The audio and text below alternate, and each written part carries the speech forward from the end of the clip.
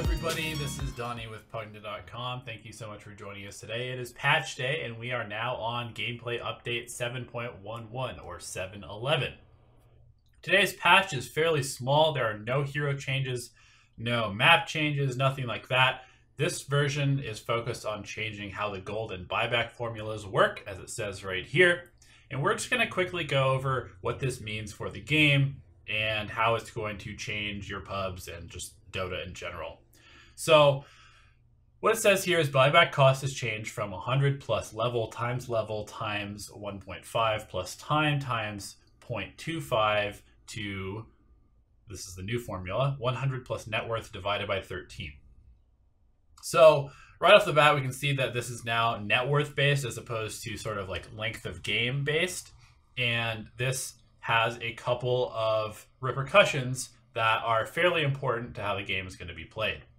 Buyback gold no longer reduces gold earned from after respawning. So if you buy back to defend your base and you kill a bunch of the enemy heroes that are higher level than you and have more gold, you actually get all of the benefit of that instead of the reduced amount that you were getting before. I believe it was half, maybe even less.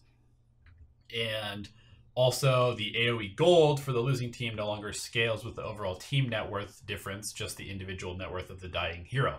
So what this means is that basically if there was a super farmed core on the other team that was beating your team, let's say it was an alchemist or an anti-mage that's just in split pushing and has super high net worth, and you were to kill one of that anti-mage or alchemist support heroes, you would get a massive influx of gold because the team's net worth was boosted a lot by this one particular hero.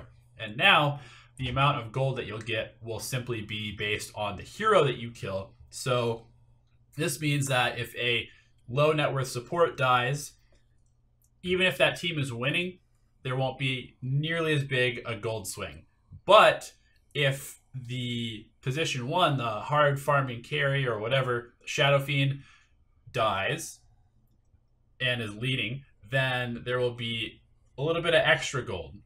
So basically what this means is that when you're going for kills, you have to actually now prioritize more. It's more important to prioritize what heroes you're killing. And you can see here that the gold multiplier based on the dying hero's net worth rank changed from 1.2, 1.1, 1.9, and 8.8. This is so this would be like the highest net worth, second, etc., down to the lowest net worth on the team that is ahead.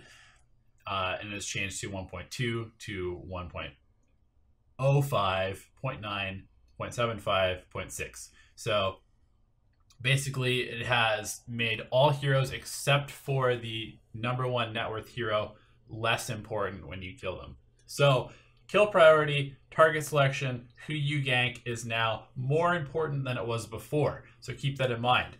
This means that those early game rotations where the safe lane carry on one team ganks the lane on the other team, if they get a successful kill on the highest net worth hero, that's more important. It means that when you're smoke ganking, you really want to find the carry, the highest net worth hero. You don't want to find a support because it makes the smoke less effective.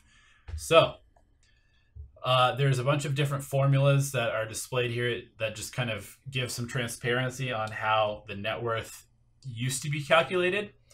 And now it shows all of this math that it used to basically be like there was a factor of how poor you were in comparison to how high the other team's characters were in net worth. And then that was multiplied by level and various like net worth factor you can see here, which were these numbers.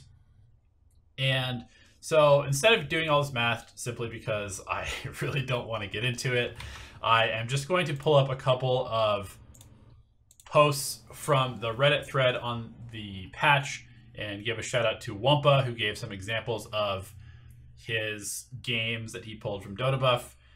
So you can sort of see like what the old buyback cost was. And then there is a graph from Kenny4487 that shows sort of like the scaling of the new and the old. You can see here that, especially for supports, this is good in the late game, because if you are a support on the losing team, then you used to really have to just sacrifice all items. Like if you were having a really bad game and your team was behind and you needed buyback to defend the base, you pretty much couldn't buy items ever, because you just wouldn't ever have enough gold to buy that next item and also have buyback. But now those later buybacks are not based on your level and the time into the game. They're based on your actual net worth at this current moment. So if you only have like 3K net worth at 40 minutes because all you've been doing all game is buying wards and sentries, then your buyback will be much, much, much cheaper than it was before, even if you're like level 23 just for having existed for 40 or 45 minutes in the game. At the same time, carries who are very far ahead will have much more expensive buybacks. And as we get to like super late game scenarios, when you have those, 40, 50K net worth heroes, those heroes are going to have to be much more careful about how much gold they have, because if you have, like a 40K net worth, you're going to have a super, super expensive buyback. And you can see director Pvgna posted a picture of Meepo's buyback, a super farm Meepo, almost 5,000 gold, which is something that never happened before. So just something to keep in mind.